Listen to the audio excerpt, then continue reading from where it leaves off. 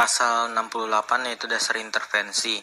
Intervensi adalah suatu kegiatan yang dilakukan secara sistematis dan terencana berdasar hasil asesmen untuk mengubah keadaan seseorang, kelompok orang atau masyarakat yang menuju kepada perbaikan atau mencegah memperburuknya suatu keadaan atau sebagai usaha preventif maupun kuratif.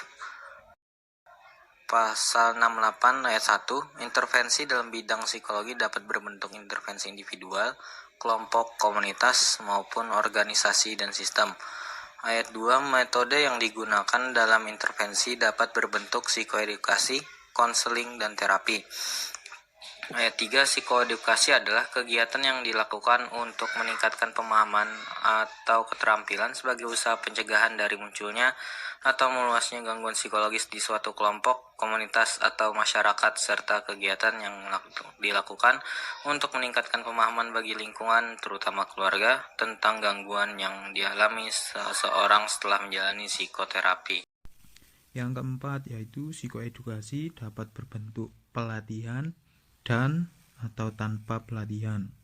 Yang kelima yakni konseling psikologi adalah kegiatan yang dilakukan untuk membantu mengatasi masalah baik sosial personal, pendidikan, atau pekerjaan yang berfokus pada pengembangan potensi positif yang dimiliki klien. Istilah untuk subjek yang mendapatkan layanan konseling psikologi adalah klien. Yang keenam yaitu terapi psikologi adalah kegiatan yang dilakukan untuk penyembuhan dari gangguan psikologis atau masalah kepribadian dengan menggunakan prosedur baku berdasar teori yang relevan dengan ilmu psikoterapi. Istilah untuk subjek yang mendapatkan layanan terapi psikologi adalah klien. Baik, selanjutnya kita masuk ke contoh kasus ya. Nah, contohnya yaitu setelah menempuh pendidikan strata 1 dan 2 dalam bidang psikologi, seorang psikolog X kemudian membuka praktek psikologi dengan memasang pelang di depan rumahnya. Dalam 1 tahun, ia telah melakukan beberapa praktik, antara lain mendiagnosis, memberikan konseling, dan psikoterapi terhadap kliennya.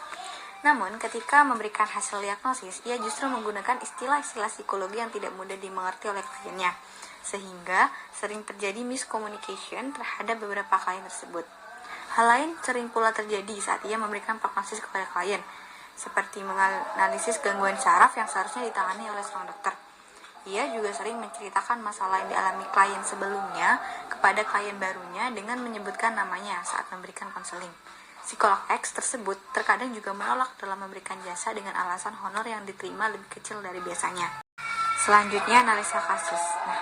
Sesuai dengan kasus tersebut, psikolog ini melanggar bab 12 pasal 68 ayat 5 mengenai proses konseling.